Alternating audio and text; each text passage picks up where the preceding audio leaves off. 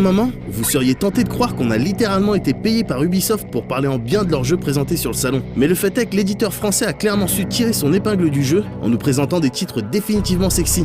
ZombiU fait partie de ces titres et nous donne une idée encore plus concrète de ce gameplay asymétrique caractéristique de la prochaine console de Nintendo. À la base, Ubisoft Montpellier partait d'un projet baptisé Killer Freaks, un FPS à première vue classique qui vous laissait affronter des styles de lapins crétins mutants plutôt violents. Pour être honnête, ce que l'on a pu voir du projet n'était pas vraiment convaincant. Heureusement, l'équipe de Montpellier a totalement switché d'ambiance, tout en gardant quelques bases de gameplay pour nous proposer une toute autre expérience. Le trailer diffusé lors de la conférence était d'ailleurs très inspiré.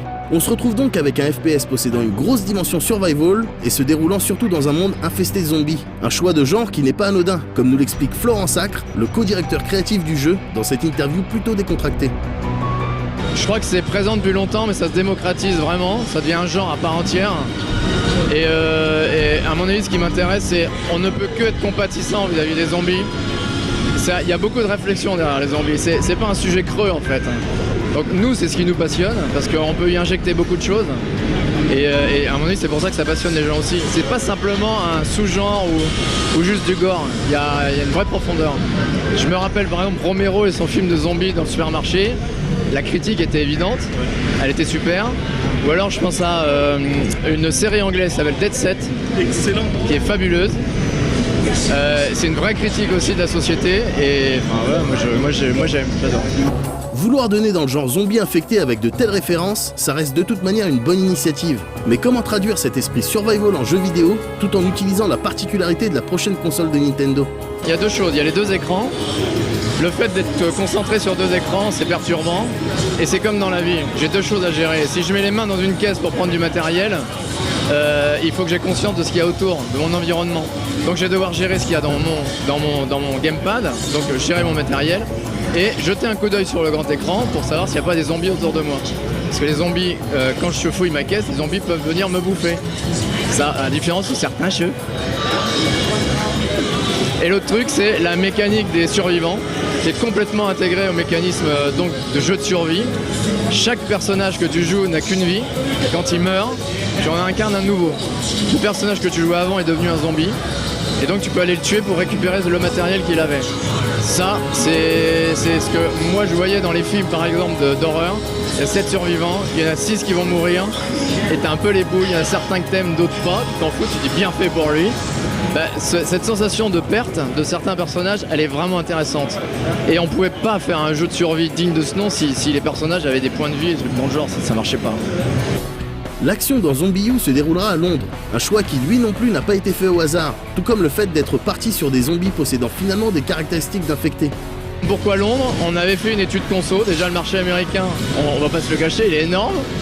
Et donc les Américains, Londres, c'est une ville qui leur parle, c'est exotique et c'est proche de chez eux, donc ça les séduit. Pour nous, Européens, Londres, c'est une ville fascinante. Elle est pleine de contrastes. Moi, j'adore les contrastes. Ça crée des phénomènes de roller coaster qui créent beaucoup de sensations. Donc, de quel contraste auquel je pense? Par exemple, c'est une ville contemporaine et ancienne. Ça, c'est super en termes de visuel. On va donc pouvoir utiliser des lieux comme Buckingham, qui sont très anciens, et des lieux beaucoup plus récents, voire modernes, dans un Londres plus populaire, sans être péjoratif, le Londres des Londoniens avec des pubs. Et tous ces contrastes sont très très bien en termes de visuel et d'ambiance. Ensuite, il y a les JO cette année, donc c'est une ville qui va être couverte par les JO. Il y a le jubilé de la reine. On va peut-être jouer un peu avec la reine, on est en train de voir jusqu'à quel point on peut jouer avec la reine. Donc il y avait beaucoup de choses qui disaient que Londres, on avait plein de villes en tête, il y a plein de villes fabuleuses. On verra pour le 2. Parce qu'au début on était avec des frics, je sais pas si vous avez vu l'année dernière on avait présenté des frics, c'était l'inverse des lapins crétins, un peu plus mature on les exposait, mais il y a un truc qui marchait pas avec l'arcade et les deux écrans. On s'est dit les zombies c'est top, ils sont lents, on va pouvoir gérer les deux écrans, ça va être super. Mais en jouant, en développant le jeu, on s'est dit non mais ils peuvent être plus rapides nos zombies.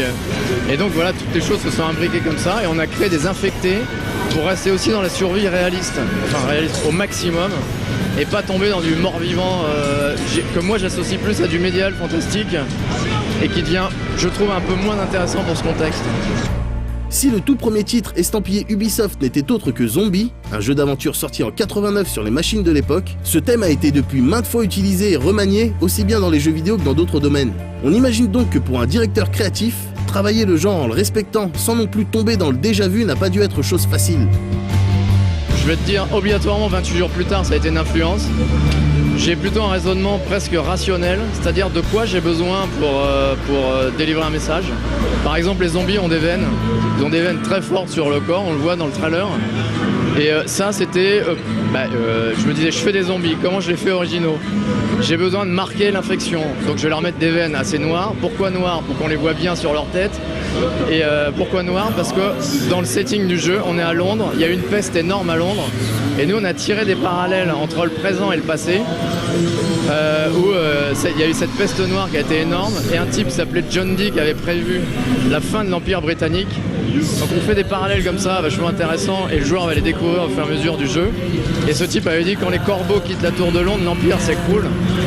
Et donc je pars vraiment de quelque chose de rationnel et purement factuel, en me disant comment je vais trouver une solution à ce truc. Moi je travaille par la contrainte. Ensuite je peux aller me nourrir de ce que j'ai vu, de ce que je connais, mais je pars rarement en me disant tiens j'aime bien ce truc, quel morceau je vais prendre pour être dans le jeu. Des choix artistiques qui semblent cohérents et clairs donc, et qui vont définitivement dans le sens de l'immersion.